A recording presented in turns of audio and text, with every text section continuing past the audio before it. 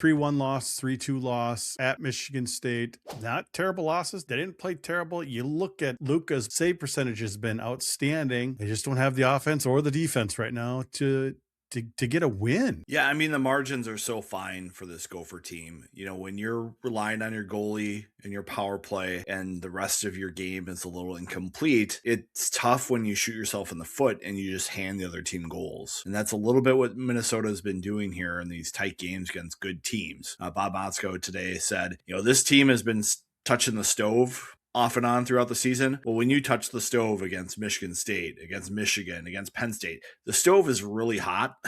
And you're going to get burned badly. And that's what's happening to this group right now. You know, I think they're kind of throwing up a Hail Mary here with putting Brody Lamb with LJ Mooney and Brody Zemer and seeing if that can give them some offense 5-on-5. Because you look at their power play, it has been super dynamic. And those three are a big reason why. And I think if you can put them together 5-on-5, you're hoping that that can spur your team and give you some offense where you're not finding it right now. Well, all Zemer does is score power play goals, Viggs. Yeah, I think they need him to get some 5-on-5 goals.